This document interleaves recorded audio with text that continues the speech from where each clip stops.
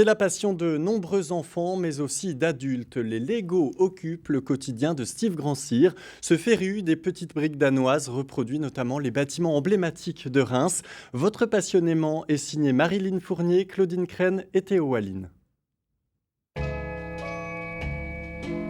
Des fois, j'aimerais travailler la nuit, mais ça fait tellement de bruit avec les tiroirs et tout que ma compagne elle me dit bon, maintenant tu vas te coucher. Avec mon frère, on avait investi le grenier de la maison et on avait tout sorti dans le grenier.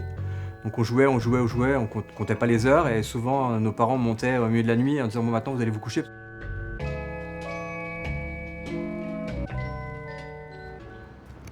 Steve Grandcir, comme tous les passionnés de Lego, a eu son Dark Age, c'est-à-dire qu'après avoir joué enfant avec ses petites briques danoises, il s'est arrêté à l'adolescence avant de reprendre.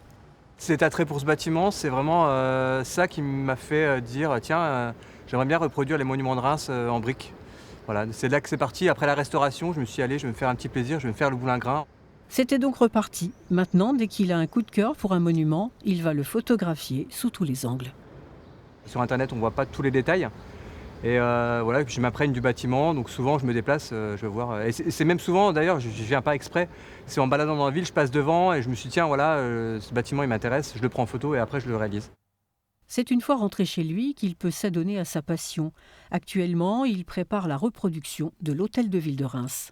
J'ai l'ordinateur ici avec le logiciel. À côté, je mets les photos du bâtiment et là, devant moi, j'ai tout un stock de briques que j'utilise si besoin pour faire des tests de montage. Alors, c'est pas toujours où ça se situe, alors des fois c'est un peu hasardeux. J'ai pas tout le stock en tête. Le fait de devoir reproduire et de devoir être le plus fidèle possible, c'est ça qui fait l'intérêt de l'enjeu de la création en fait. Ouais, c'est ce qui explique la passion. Ben oui, en fait, il y a un défi. Donc ça pique un peu et du coup on se dit allez, on va se lancer là-dedans. Quand on a un projet en tête, c'est très difficile d'en sortir. Donc voilà, du coup on est un peu fou des fois, mais voilà, on continue et même la nuit, des fois ça me réveille et je me dis ah là, pourquoi j'aurais dû faire ça au lieu de faire ça, etc. La conception peut prendre 40 à 50 heures, le montage 2 à 3 heures. Mais il faut les briques et pour cela, les réseaux sont très précieux. Il y a énormément de groupes sur les réseaux sociaux, des sites internet dédiés. Et du coup, on échange beaucoup avec les autres fans, les autres AFOL, comme on dit, donc Adult Fan of Lego. C'est eux qui m'obtiennent les briques dont j'ai besoin pour mes maquettes. En fait, vu que je construis, j'ai la liste de briques. Je mets cette liste sur des sites internet et du coup, eux me vendent des briques. Comme il aime faire partager sa passion, Steve Grandcir anime des ateliers pour enfants.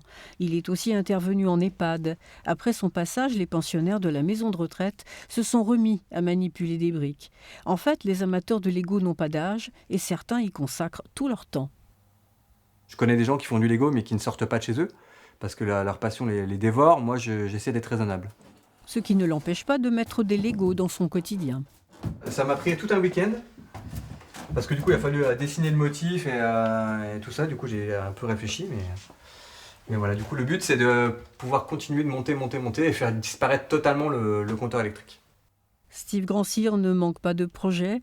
S'il a déjà réalisé sa maison en Lego, son rêve, ce serait de reproduire la Villa Demoiselle.